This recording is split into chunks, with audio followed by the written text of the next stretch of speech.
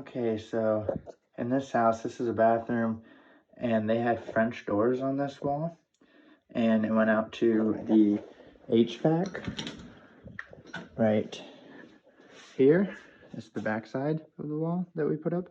So they had French doors on this wall, and they wanted them replaced with a solid wall because after somebody replaced the HVAC, they tore out the wall in the garage, so now they have access to the HVAC from the garage, so they don't need access to it from in here. So they wanted the French doors torn out and a wall replacement. So far we have torn out the French doors and we installed the drywall, and I just put the second coat of mud on there. First coat was quick set, and then now I use regular mud. I use lightweight mud actually, which is easier to spread, and we're texturing the wall, so it made it sit a little bit better. The mud I used was like really old, so it was like real chunky and stuff, but if you press hard, you can just mash those chunks back into pure mud or whatever, mash it back down, and when you press hard, so as you notice, this is smooth and it looks really nice, the overall mud job does. And so the next video we're going to shoot is going to be about retexturing, because these walls have texture on them, as you can see, and so this wall has to get texture too.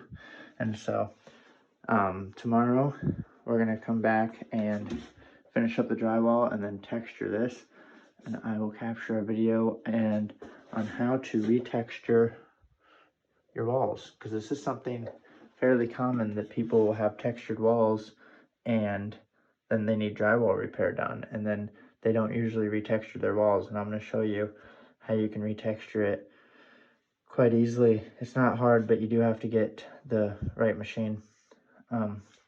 So stay tuned for that. And as far as finishing this drywall, we use mesh tape in the seams. I always use mesh tape in the seams instead of paper tape. Whenever I see seam coming loose, the tape coming loose off of a seam in a house, every single time it's been paper tape. It's never mesh tape. Mesh tape sticks. In my opinion, paper tape's not made for seams, and mesh tape is. And also mesh tape is flexible, and you want you know, it a little flexible if there's any settling or anything. So there's that. I should have done it when I did the top.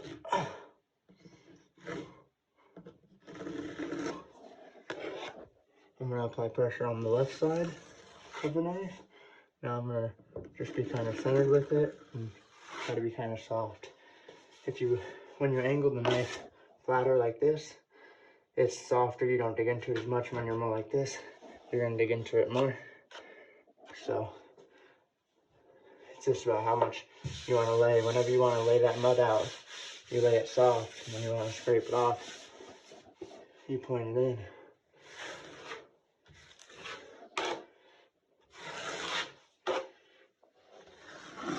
Apply pressure on the left side of the knife.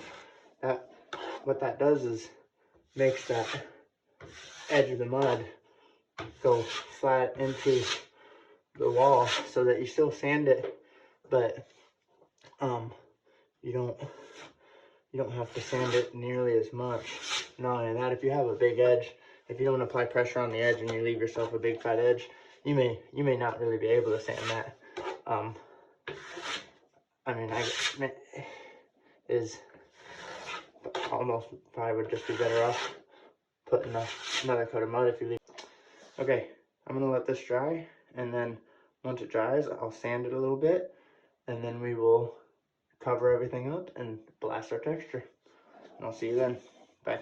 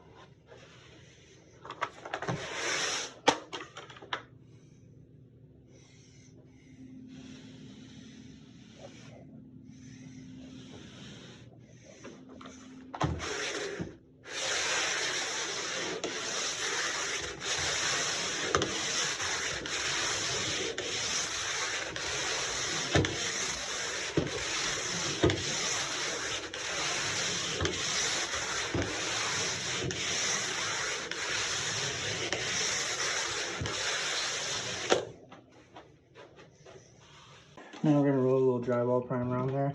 I don't think this step is totally necessary. You can just use paint. I know when I used to work for, we were like, it wasn't cheese stick, and we never used drywall primer. We always just put 2 coats of paint on, but sometimes we would use a cheaper paint. Like ceiling paint usually would be our primer, but we didn't specifically get, you know, anything called drywall primer.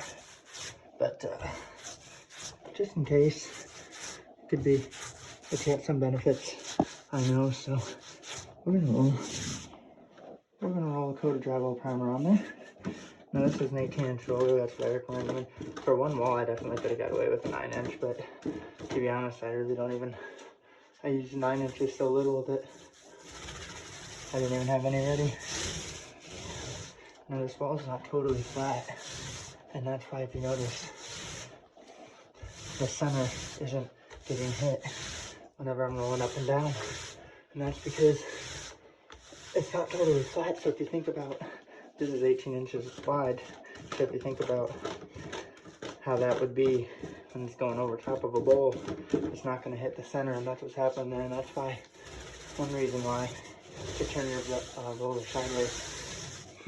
Now, but also I'm glad I used an 18-incher because the paint's not spreading at all, and that's partially because it's drywall primer, and it's also partially because it's bare drywall. Bare drywall just eats up the paint, soaks it up.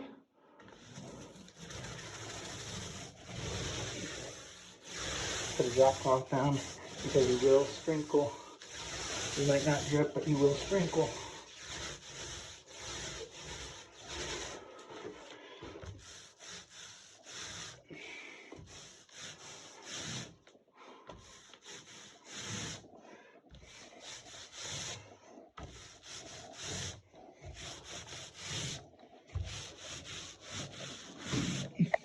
A minute, I guess, I don't know. Or, I mean, skilled people can do it sooner.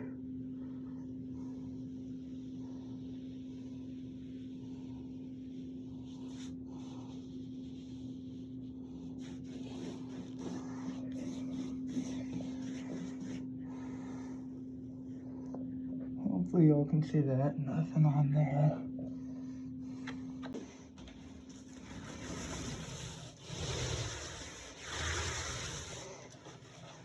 Now, this paint isn't going to spread very far either, because drywall primer underneath doesn't allow the next paint to spread much, and then also it's a little tacky still, not much but a little, and that makes it, when the undercoat's not totally dry, it makes it also harder to spread.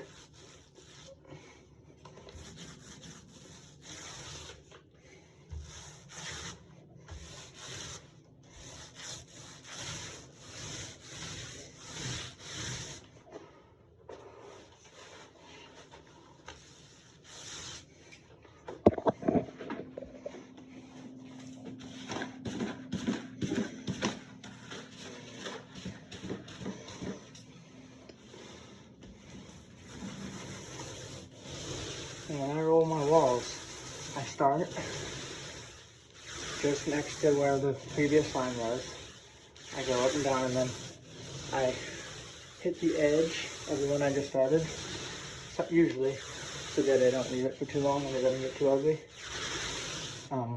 You don't want to leave a fat edge for too long, but yeah, and then I go into where I was and then spread out away from it as far as I can.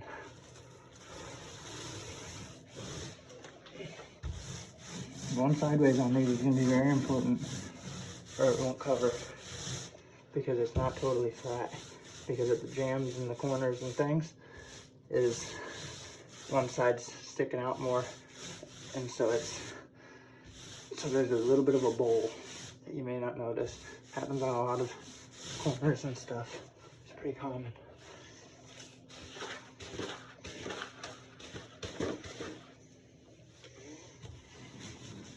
You can also get a little bit closer without leaving like the kind of edge you spots on. So that's another reason to go sideways. Makes your edge look a little better. Okay, so that's a wrap. That looks good. We're gonna put one more coat on it, I guess, but honestly, I don't even know if it needs it. And shoot one high. And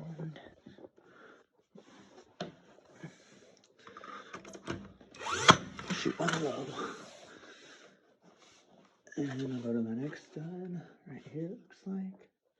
I think.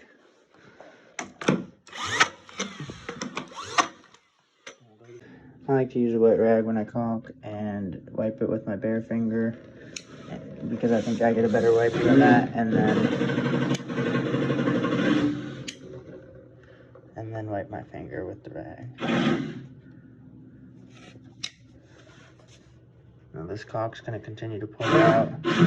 This caulk's going to continue to pour out because it's hot and melty.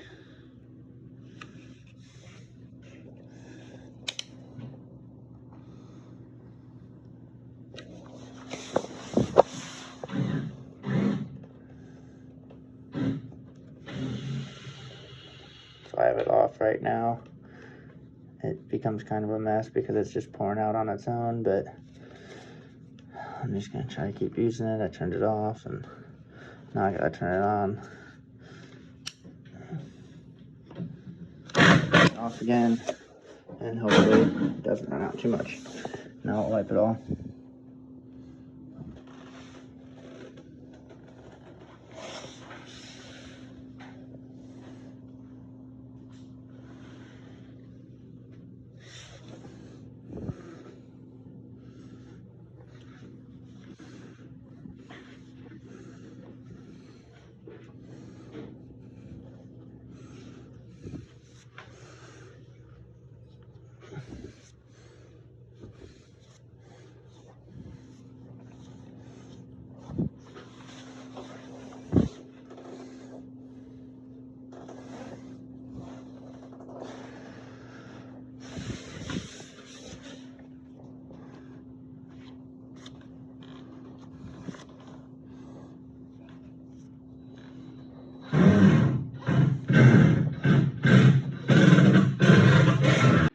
This job is a wrap. They had French doors on this wall. They wanted it replaced with a wall and baseboard, and that's what they got. One thing I would have done differently on most jobs, if you're doing the entire house, is I would have caulked the baseboard first, painted the baseboard. I would have also puttied the nail holes instead of caulking them, and I would have then sanded the baseboard, paint the baseboard, then paint the wall. But because of the project this was, they're just wanting it to, we're not doing the whole room, it's not the whole thing, we're just doing this one wall, and it's supposed to look like the rest of the room. This is the way I did it, and looks good. Project complete for the interior portion.